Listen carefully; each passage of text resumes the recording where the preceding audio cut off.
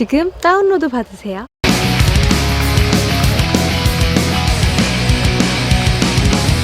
Welcome back, guys, to the SPL. We're all tied up here. Yeah, Wolf. we're all tied up here like, I don't know, a bunch of rope holding together other parts of rope. I don't know. Be careful where you're going with that rope story. Yeah, I don't know. Look at Alive's face, man. He's like, yeah, he won so hard. I was really impressed with that game. Reality's a good TV player, man. Look at Reality's expression too. Like, I feel like these two things have never been like more closely related. Reality needs to go see the chiropractor, man. He's got a crick in his neck. Something's going on there. Maybe that's why he lost that game. His neck hurts because he had to keep looking at his mini-map because he kept seeing Alive's harass coming to his face every 5 seconds. Super's got a headache. Someone get that guy some Advil. Well, this third match, I feel like most people would favor Solar. We're looking at Solar's recent results. We talked about this. I don't want to vote for either of them. Yeah. Look at the scores: 5-4, 4-5. Bombers 1-0 versus Zerg. Well, that was a really weird game, though. I didn't even want to talk about that game. He made like only Marines. I'd forgotten about that game. He beat Dark, actually, right? Yeah, he like made only Marines and like he had a 2-2 timing at the fourth base and just like killed him. I think it was on Dust Towers too. Yeah. But that was a weird game. Solar, you know, one of the best players, one of the best Zergs, but you can't call him one of the best in the world, I feel, until he tightens up his consistency. And me and Mondaycaster, we're voting Bomber here. And I think I've only gotten one prediction wrong today so far, the hero prediction. We'll see what happens. I've gotten nearly everyone wrong except the Alive game. Isn't it weird also that Mondaycaster casts on Saturday and Sunday now? That's really weird. We got to talk to him about that. Guys, we're going to jump into Frost here for Solar versus Bomber.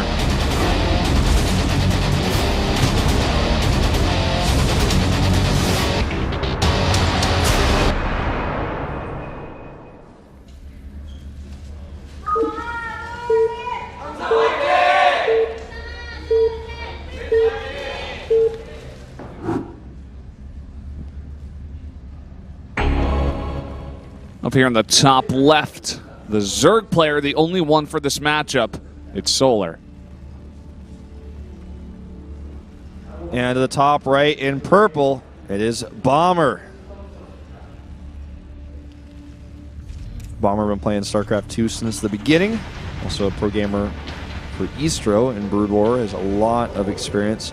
One of the oldest pro gamers, actually. 88. Yep. And he's 2 years older than me. He's been playing StarCraft before he was playing StarCraft 2 in Korea before I even moved here to commentate it. Playing since the beta. An incredible Terran player. But Solar has had, over the past 2 years, incredible results. His DreamHack performance.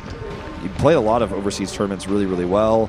Then it was playing in like basically every online tournament ever and winning basically every online tournament ever. And then suddenly, and he was also like at the beginning of Pro League, like the guy who was always winning ZVP. Like he had an incredible record. But somewhere along the way, something changed, and he became like almost 50-50 on everything. He would beat one of the best players in the world, then lose to an inferior one the next day, and no one would really know why that would happen. He's taking a drink of Picari Sweat mid-game. He's like, yeah, whatever. I don't think I've ever seen anyone do that before. That's pretty interesting. He took his hands off the keyboard, both of them, at like, I don't know, what it was the game time. We're like 1 minute and a half into this game. Okay, I've seen Solar, people get your head in the game, man. I've seen people do that like after they made their first SCV back when we started with 6 workers, but like, wow. I mean, it's not even a bad thing. I don't think he even lost any APM there. I mean, he lost some average APM, but who cares, right? Like, second barracks here for Bomber, by the way. Ooh, wants to get a little bit frisky. This is looking like the Beyond build, probably, where he's going to make the tech lab, get a very fast stim, and then get out reactored 2 medevacs and drop with them. And it's going to be pretty nice for these positions. I mean, he's going to get the first scout. He's going to be able to drop straight into the main. The third base and fourth base locations for Solar, I should say the fourth base, because that one down here south of the natural is going to be the obvious third base. But the fourth base is awkward. Do you take it closer to the Terran, or do you take it farther away from your third and from your main? It's not the best positions for sure. We've seen even Ragnarok come out on this map against I forget who it was, but a really good Terran, maybe Dream. And yeah, I think it was Dream. I think you're right. And he won. They were at cross spawns, and he was using Ultralisk to harass six bases and stuff. It was crazy. This does get really fun at these positions, though, because I feel like it puts a lot of pressure on the Zerg to get creative on defending these styles. We've seen players go Infestors and get some nice money fungals. This is not going to be one of those types of games, I don't think. Considering that Solar hasn't added a Roach Warren or anything like that. He's getting Overlord speed, because he wants to get more vision of what Bomber is doing. But Bomber, with that second barracks, is rushing out a very fast stim, really fast, really early. And I think he's just going to be doing a lot of aggressive play by ground to stop Solar from ever securing that fourth base. Well, this is a fantastic scout. A very common thing for the Zergs nowadays is where you get that Overlord speed to make sure you know what's coming. And he sees it. I mean, it's the Beyond build. He sees all the buildings, literally, and he's like, oh, okay. Now I just need to make these buildings to defend. Yep, he's going to get a Roach Warren. He's going to go Ravagers here. Now, I'm really curious to see if he's going to go ahead and pop down a lair as well to get fast Infestors to help deal with these kinds of pushes. Because if you get the right fungals, you shut these pushes down hard. You can actually get your Corrosive Vials off. And man, Bomber is not messing around. He's even already switched to get Reactor Medivacs out. His stim is 2/3 done now. This is all going to be done without combat shields initially, but it's just going to be so powerful. And I wonder if the Roach Warren is the right choice for against this much healing on the Medivacs, this many of them, and this stim. I'm like not 100% sold on it. Like, people just don't want to make Banelings anymore in this matchup. Yeah. And I'm like, well, I mean, they're still pretty good though, right? He's not going to have a lair to make Baneling speed with, because he hasn't gone down that path, but still, I feel like Banelings are pretty good against pushes like this. Just going to go Roach Ling. Use Roaches and Lings and the Queens probably to push away the Medivacs. Oh, and he scouts it too. That's huge. Needs to get those Lings back. Oh, no, he's actually going to drop them. Here we go. Well, that's also not a bad idea, because he knows that Bomber's going to be playing on so much aggression, he might even rally. So he's going to have to keep units at home as a result. He's not rallying now, of course, but he might if this starts to get a lot more damage done. All right, here we go. Ravager's morphing. They're actually going to go ahead and target one down, but he has to dodge the Biles, which will actually keep that Ravager alive and allow it to finish morphing. And here we go. Lots of Lings actually able to get us surrounded, and that's going to be able to push it back. And here we go. The drop into the main now. And we'll see how much damage. Oh, he's actually moving out here with the Medivac, so there's only one Marine back at home to defend. Okay, he does have stim with this Marine, and also SCVs here, so I guess... Well, this is really awkward. Like, starts to drop him out to try to snipe the Marine. The if he can do that, he can to do a lot of damage. There he goes. Well, there's more Marines now. SCV's trying to, like, dunk the Zerglings in Vespene gas. They're like, a lot of them were carrying gas. I don't know. So a lot of people watching this might go, well, I mean, I don't know if this pressure really did anything for Alive, or excuse me, for Bomber, but he forced so many units he made that the worker count is pretty low for Solar, in fact, and when he started droning up again, that's when the second wave of these Marines hits. Oh boy, and now he's pulling the, I think one of those Medivacs actually got hit by the Corrosive Vials. A bit of a mistake there by Bomber. And that's actually what's going to push him back here. And he's starting to lose ground with this. He forced a lot of units he made instead of drones and actually killed 6 more with that push. But look at the supplies. At this point, Solar is starting to build a scary army. And I think that Solar has a large enough army, and because of these positions, it's like really good for him to counterattack soon with Roach speed and all these Ravagers. Bomber will have to survive that. If he does, he'll have the better comp. He'll have good upgrades, and a bunch of Medivacs. But I don't know if he'll be able to hold that counter pressure, because of all the units he's traded for economy. And he's going to continue to do so. In fact, losing another Marine here, 3 more Marines there.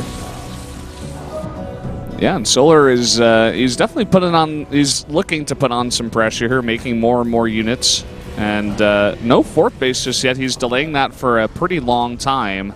Wants to be safe first. But no other techs. I mean, it's just Roach Ravager for now. Yeah.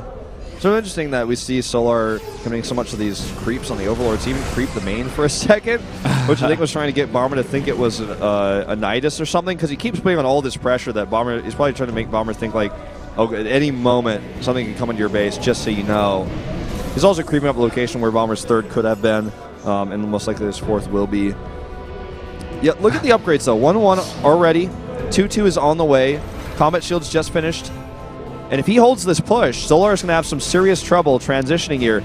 But it's not going to be an easy push to hold. He's almost got pure Marines here. Ooh, and he's heavily supply blocked now. He's only making the supply depots now.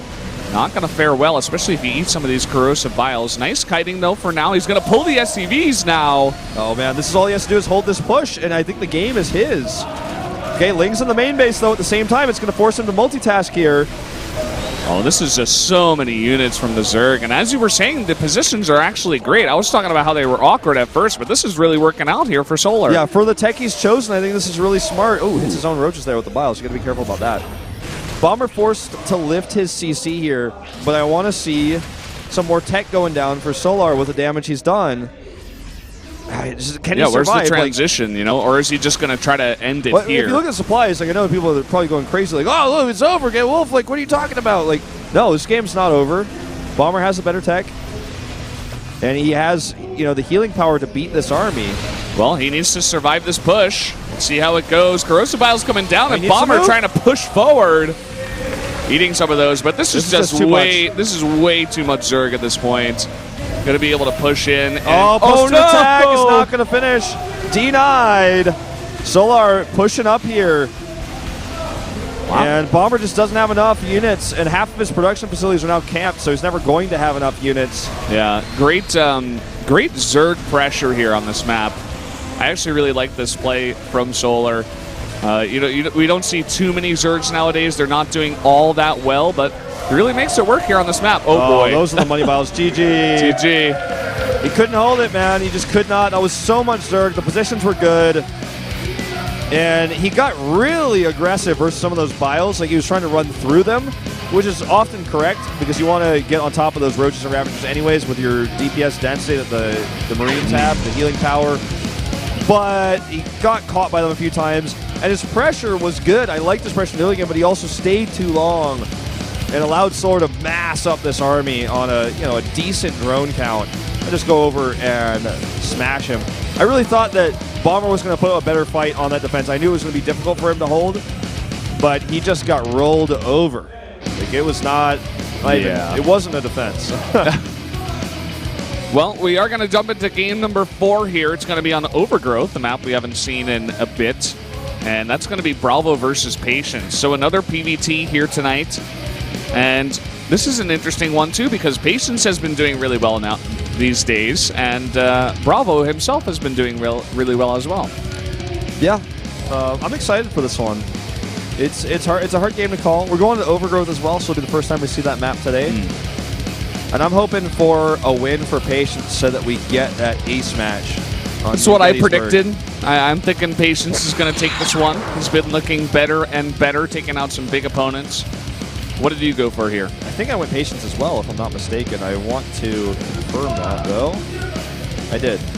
Okay. So it's that close to me in my mind that I'm like, I need to look this up. What I predicted, because I don't even remember.